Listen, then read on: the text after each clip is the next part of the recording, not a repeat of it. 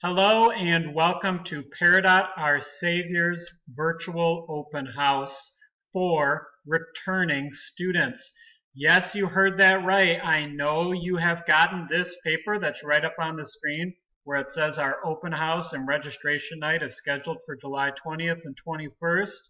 Unfortunately, due to the pandemic, we are choosing to do a virtual open house. This video here is meant for returning students.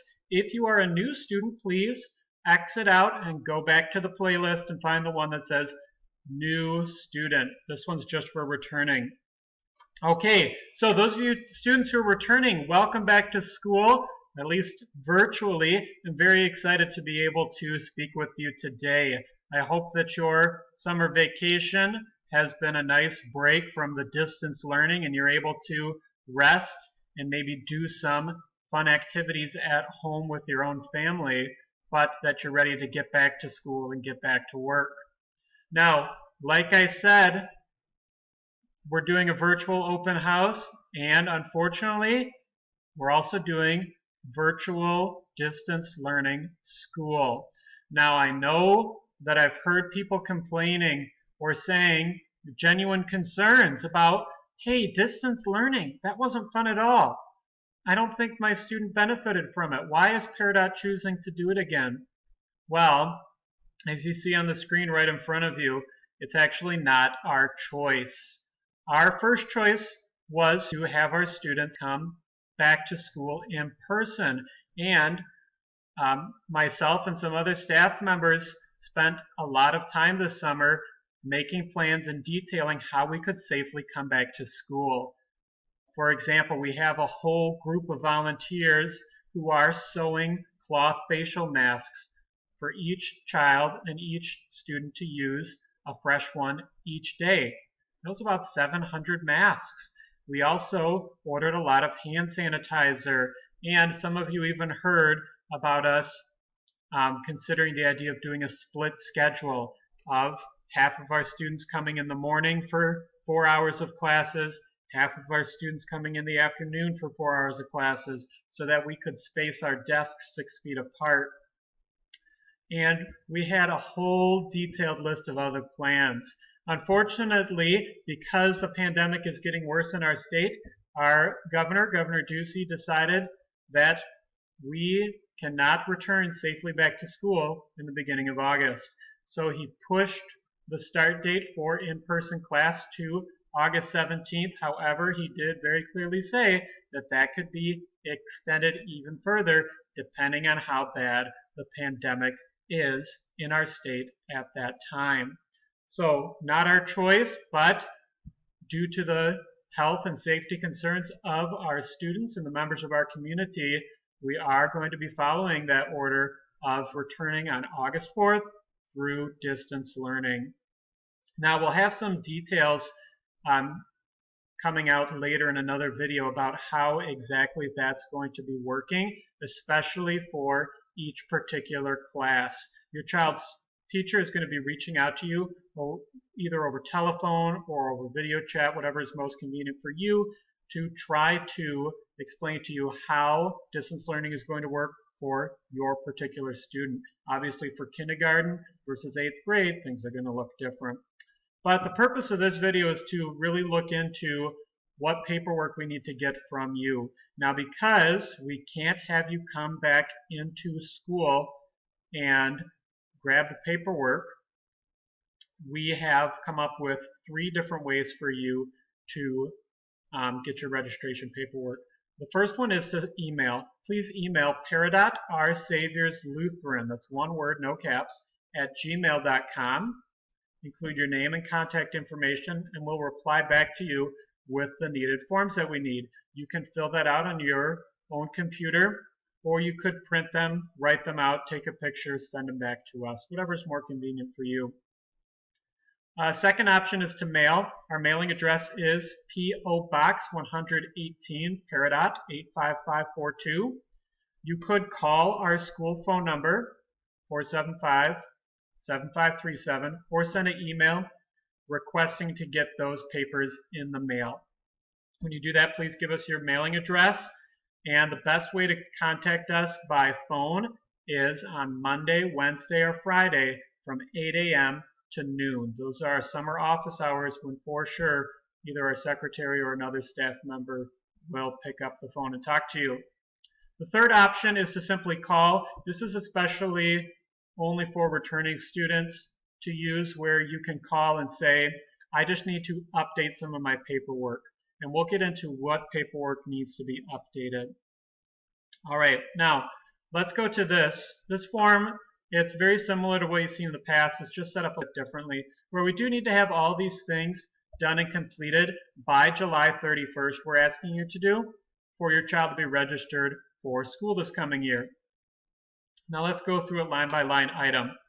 The first one is that all your school accounts from the previous year are paid in full. So we do ask you to be up to date on your tuition. The second one is that your lunch accounts from the previous year are paid in full.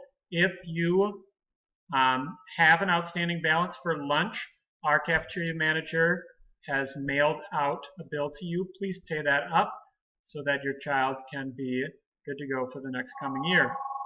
The next one is that the year's registration fees have been paid in full. We do ask you to pay that $210 registration fee.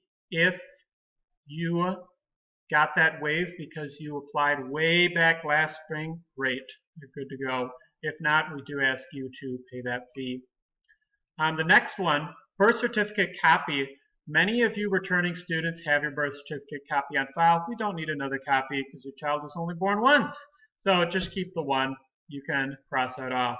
Next one is the application form. Again, since you're a returning student, you don't need to complete a new application form, but we do ask you to update it, especially with your phone number.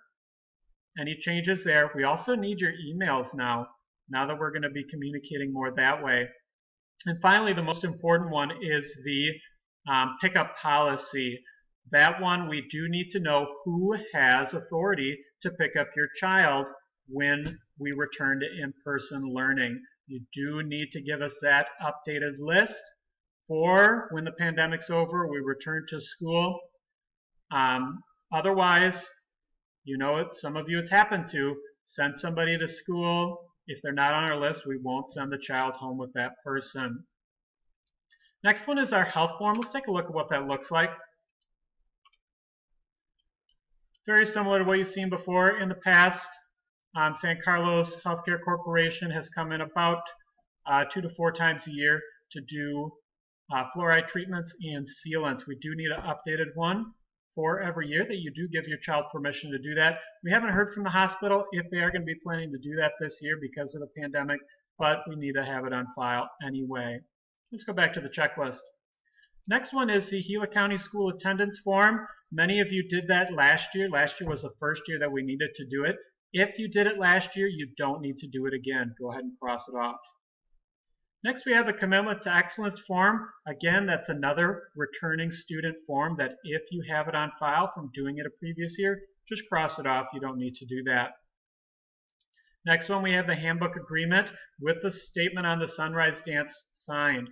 That one, again, it's similar to last year. We do want you to go ahead and review it, but you don't need to send another signed copy if you already have it on file. Now, 2 things to talk about with the handbook. First one is there has been one change this year. Sorry, there we go. Let's scroll down and look at the second page of our handbook. Here we have a section about the coronavirus and an assumption of risk. What we are asking is that when we return to in-person school, there is going to be a risk of catching coronavirus just because you're in a group of students from all across the reservation. Now, we are certainly going to do things to mitigate the spread. For example, sorry kids, the playground, cafeteria, library are all going to be closed. When you come to school, you're going to be in an enclosed classroom with just your classmates and just your teachers. And I already mentioned about the hand sanitizer and the face masks. We're going to be eating our lunch in our classroom. Not going to be visiting the library anymore. And we do have a detailed list of other precautions that you're taking. If you want, send us an email and I can give you that detailed list. But we do want you to understand that there is still a risk for sending your child to school in person. All right, the next thing I do want to cover is that talking about the statement on the sunrise dance. There's been a lot of confusion about that. That's something we adopted last year. So I just want to touch briefly on it again. We believe, teach, and confess here at our Lutheran school that it is a sin to pray to Usen, that he is not the creator God, and that certain things that happen at the sunrise dance are against God's word, which we find in the Bible. So we're going to teach and confess at our school that God the Father and his Son Jesus Christ and their Holy Spirit, three in one God, is the only true God, and that we should only pray to Jesus and only sing songs to him and only honor him in everything that we do. So I know that's a sticky point, but that's where we're going to say we're going to follow the Bible on this and only pray in honor to Jesus and only do things that way. Again, if you have more questions, comments, or concerns about that, please email us or call us. Don't just go on Facebook, and just reach out to us and we can try to come to an understanding about that agreement together. Okay, next, the anti-bullying agreement, same what you've seen in years past. If you have that on file already, just cross it off. We don't need another one. Next one is an open house. Obviously, we can't have an in-person open house, so we are just going to be doing virtual meetings over on the phone or through video chat. Each classroom teacher will reach out to you with the way that you can attend that with them particularly. Okay, now the next few points are really only for new students, except for the second to last one, 6th grade. If you are a 6th grade student, so those of you, 15 of you who had me last year for 5th grade, who got promoted to 6th grade, we do need your immunization records on file. The state of Arizona requires us to submit that every year, and that's because when your child turns 11 or 12, there is a second round of vaccinations that they have to go through, and the state needs to make sure that your child did get those vaccinations. So go to the San Carlos Healthcare or to the Gila County Health Department, wherever you usually get your vaccinations. Get your child up to date on their vaccinations. We don't need them contracting any other viruses or disease during this pandemic. And send us a copy so that we can report to the state that yes, we are at complete, following along with that.